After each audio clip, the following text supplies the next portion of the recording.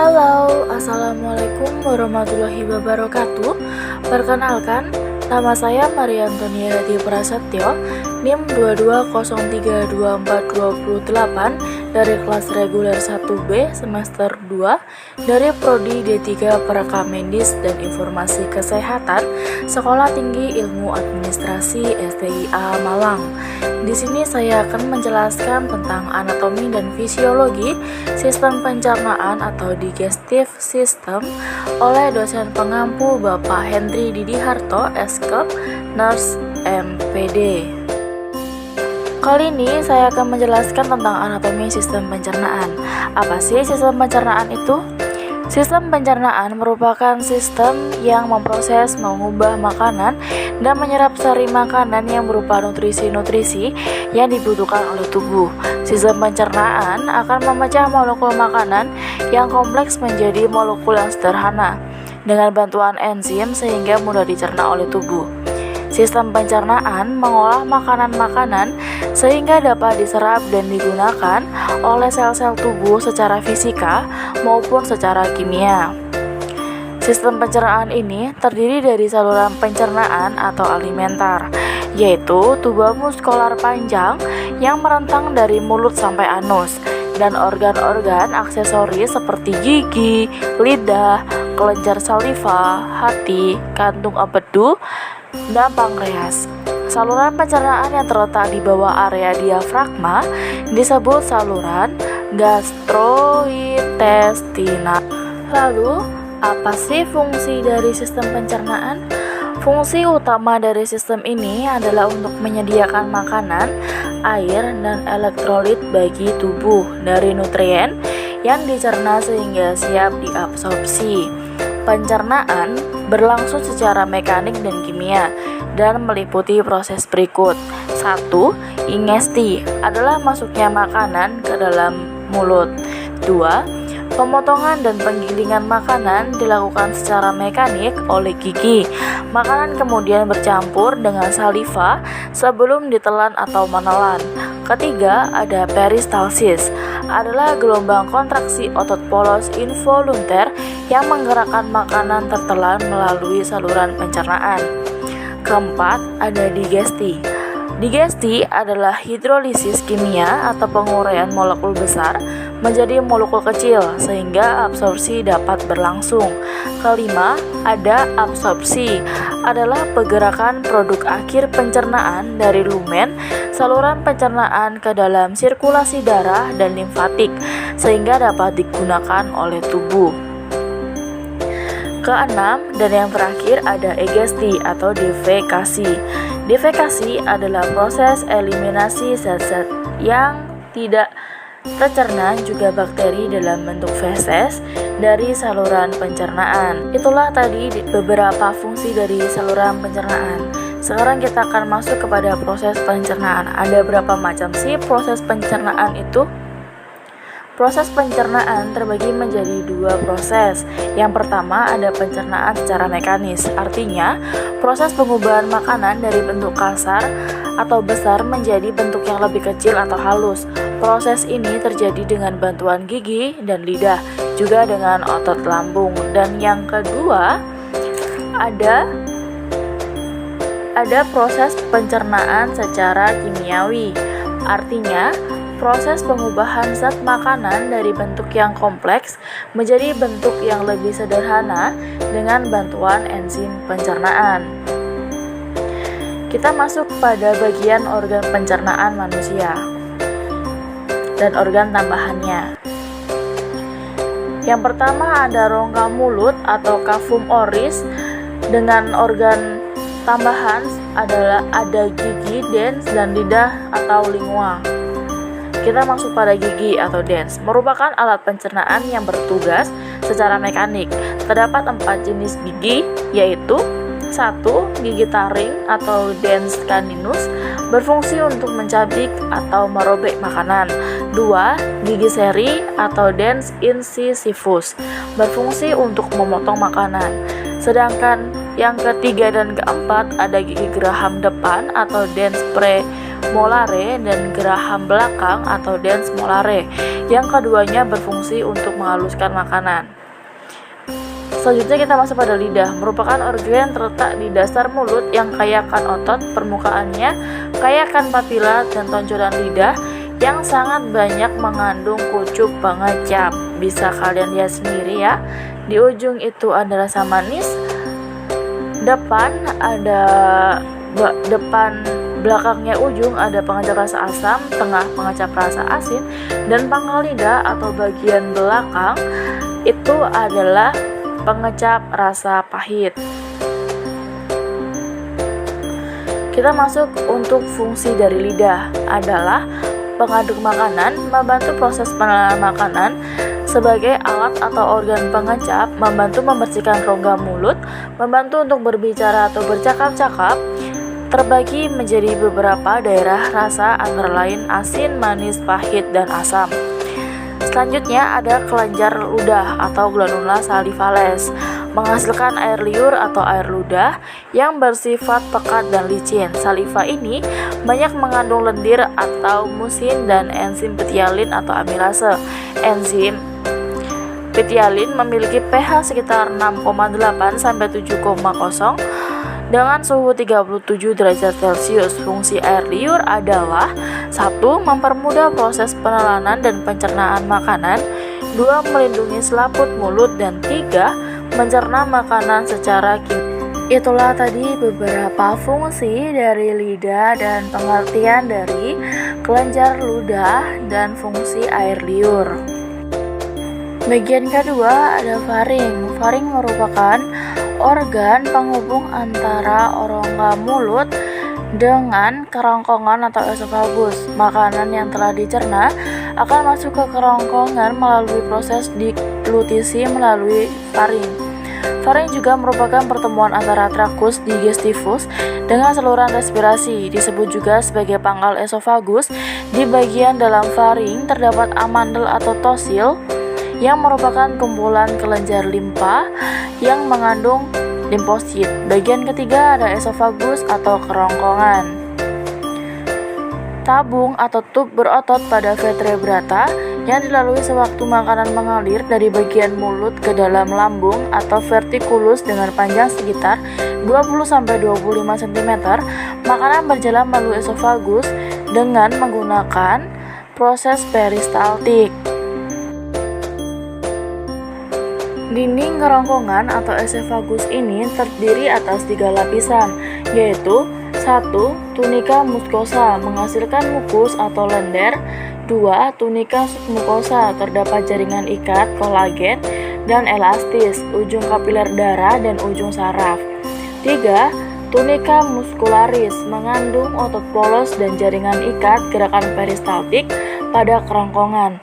Gerakan menelan makanan yang terjadi di esofagus merupakan gerakan peristaltik atau peristalsis, yaitu gerakan otot dinding saluran pencernaan atau kayakan otot polos yang berupa gerakan kembang kempis atau gerak meremas-remas makanan dalam bentuk bolus dan akan mendorong lobus menuju ke lambung. Waktu yang diperlukan lobus ke kerongkongan menuju ke lambung adalah 6 detik. Keempat ada lambung atau gaster. Sekarang kita masuk pada bagian-bagian lambung. Yang pertama ada lapisan peritoneal atau lapisan serosa. Merupakan lapisan terluar dari vertikulus yang berfungsi sebagai lapisan pelindung perut. Sel-sel di lapisan ini mengeluarkan sejenis cairan untuk mengurangi gaya gesekan yang terjadi antara perut dan anggota tubuh lainnya. Kedua ada lapisan berotot yang terdiri dari 1. Kardiak merupakan bagian atas vertikulus yang berhubungan dengan esofagus dan hepar. 2. Ada fundus merupakan bagian tengah vertikulus untuk bentuk membulat. Ketiga ada pilorus merupakan bagian bawah vertikulus yang berhubungan dengan intestinum tenue. Ketiga adalah lapisan submukosa. Submukosa ialah lapisan di mana pembuluh darah, arteri, dan vena dapat ditemukan untuk menyalurkan nutrisi dan oksigen ke sel-sel perut sekaligus. Untuk membawa nutrisi yang diserap, urea dan karbon dioksida dari sel-sel tersebut. Keempat, ada lapisan mukosa. Lapisan mukosa ialah lapisan di mana sel-sel mengeluarkan berbagai jenis cairan seperti enzim, asam lambung, dan hormon. Lapisan ini berbentuk seperti palung untuk memperbesar perbandingan antara luas dan volume, sehingga memperbanyak volume getah lambung yang dapat dikeluarkan. Lalu, apa sih fungsi dari lambung? Lambung berfungsi untuk menyimpan makanan dalam kurun waktu 2-5 jam, menerima makanan dan bekerja sebagai penampung untuk jangka waktu pendek. Selanjutnya ada mengaduk makanan dengan gerakan meremas. Makanan dicairkan dan dicampur dengan asam hidroklorida dan dengan cara ini disiapkan untuk dicerna oleh usus. Kime yaitu isi lambung yang cair disalurkan masuk duodenum. Dan terakhir ada pencernaan lemak dimulai dari dalam lambung.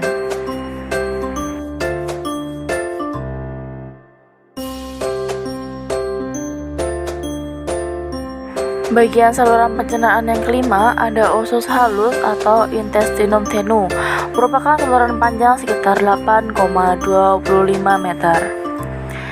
3 bagian utama intestinum tenue. 1. Ada duodenum, merupakan usus halus yang berbatasan dengan vertikulus. Terjadi proses pemecahan lemak dan karbohidrat, panjangnya sekitar 25 cm atau 0,25 meter. 2. Ada jejunum, merupakan usus halus yang berbatasan langsung dengan duodenum dan ileum. Di sini tidak terjadi proses penyerapan dan pemecahan makanan. Panjangnya sekitar 7 meter. 3. Ada ileum, merupakan usus halus yang berbatasan dengan jejunum dan intestinum crassum. Disinilah terjadi penyerapan sari-sari makanan, panjangnya sekitar 1 meter.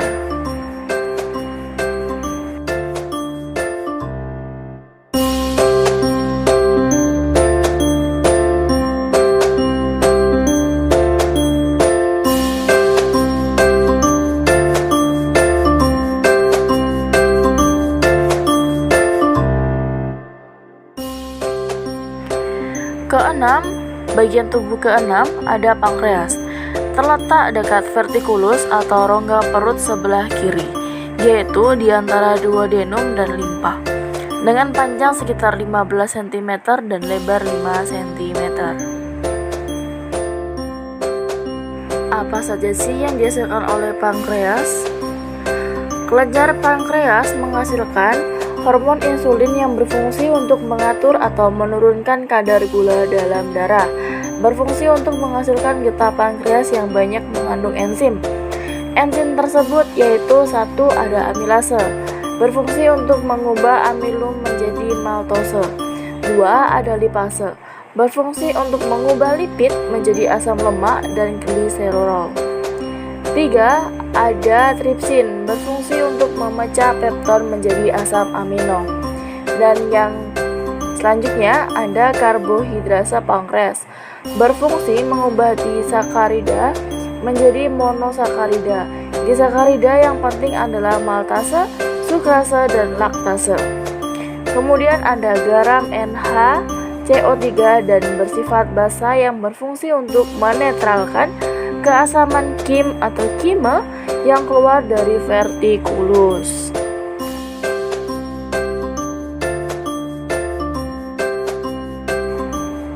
7. Ada hati atau hepar. Hepar merupakan kelenjar pencernaan yang terbesar dalam tubuh dengan berat sekitar 2 kg dan berwarna kemerahan. Terletak di dalam rongga perut sebelah kanan di bawah sekat rongga dada, menghasilkan cairan apadu atau bilus yang ditampung dalam kantung apadu vesica velea. Setiap hari vesica velea menghasilkan 0,5 liter cairan apadu.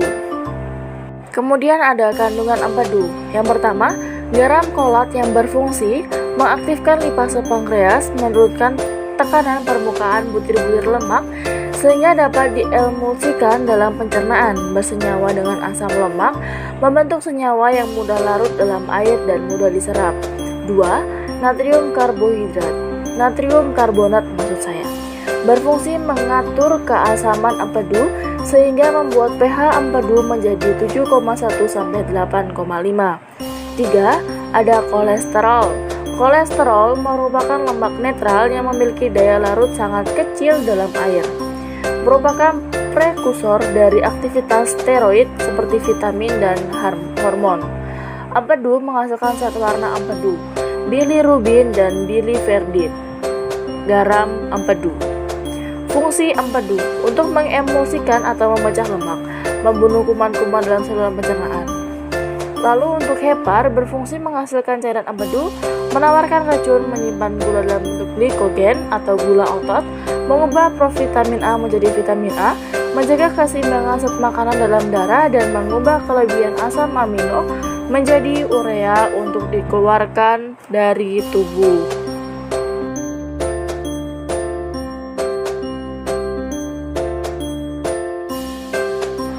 8. Ada usus besar atau intestinum major. Usus besar merupakan saluran panjang dengan permukaan dinding yang mengalami penyempitan dan penonjolan serta merupakan terusan dari usus halus. Panjang usus besar kurang lebih 1,5 meter dengan lebar 5,6 cm. Bagian-bagian usus besar yaitu ada sekum, merupakan pertemuan antara usus halus dan usus besar. Pada bagian ujung sekum terdapat tonjolan kecil yang disebut umbai cacing atau appendix dengan panjang 6 cm. Seluruhnya ditutupi oleh peritoneum, mudah bergerak walaupun tidak mempunyai mesentenium dan dapat diraba melalui dinding abdomen pada orang yang masih hidup. 2. Ada usus buntu atau appendix. Usus buntu dalam bahasa Latin yaitu caecus yang berarti buta. Dalam istilah anatomi adalah suatu kantung yang berhubung pada usus penyerapan serta bagian kolon menanjak dari usus besar. Appendix tergantung menyilang pada linea terminalis masuk ke dalam rongga pelvis minor terletak horizontal di belakang saikum. Sebagai suatu organ pertahanan terhadap infeksi, kadang appendix bereaksi secara hebat dan hiperaktif yang bisa menimbulkan perforasi dindingnya ke dalam rongga abdomen. Dan ketiga ada kolon, merupakan bagian yang lebih tebal dan menyempit dengan banyak tonjolan pada bagian permukaannya.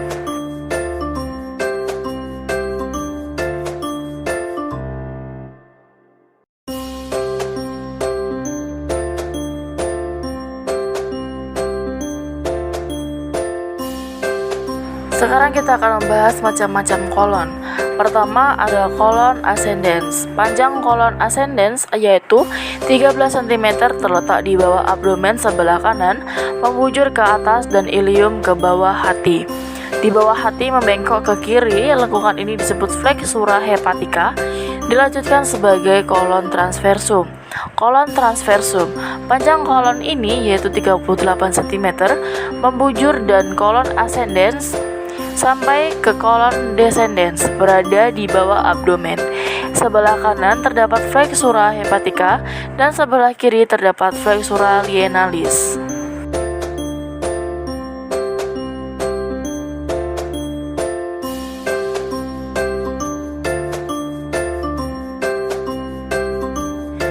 Kemudian ada kolon descendens. Panjangnya kurang lebih 25 cm, terletak di bawah abdomen bagian kiri, membujur dari atas ke bawah dan flexura lienalis sampai ke depan ilium kiri, bersambung dengan kolon sigmoid. Kolon sigmoid merupakan lanjutan dari kolon descendens, terletak miring dalam rongga pelvis sebelah kiri, bentuknya menyerupai huruf S. Ujung bawahnya berhubungan dengan rektum.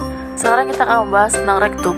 Rektum merupakan bagian terakhir dari usus besar, terletak di bawah kolon sigmoid yang berhubungan intensium major dengan usus.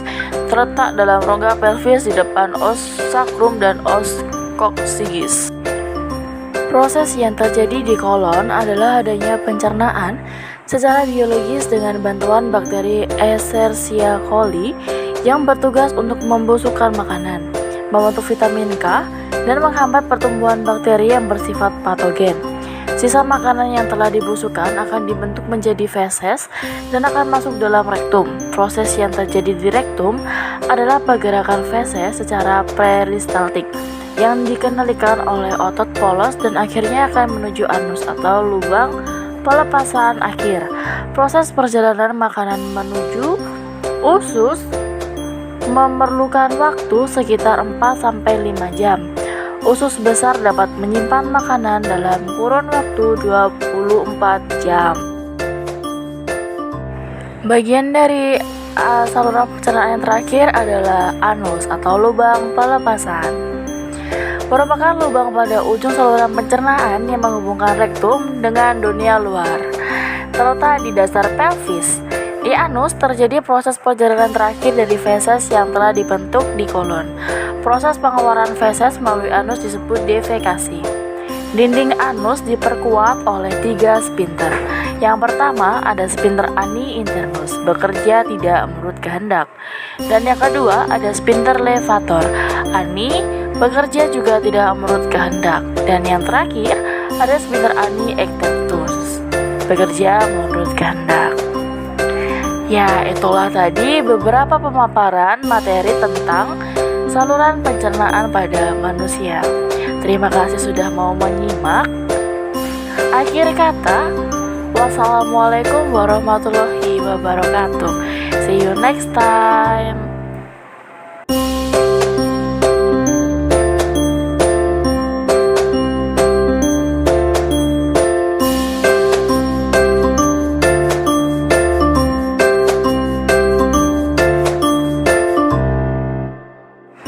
Jangan lupa like, comment, and subscribe. Bye.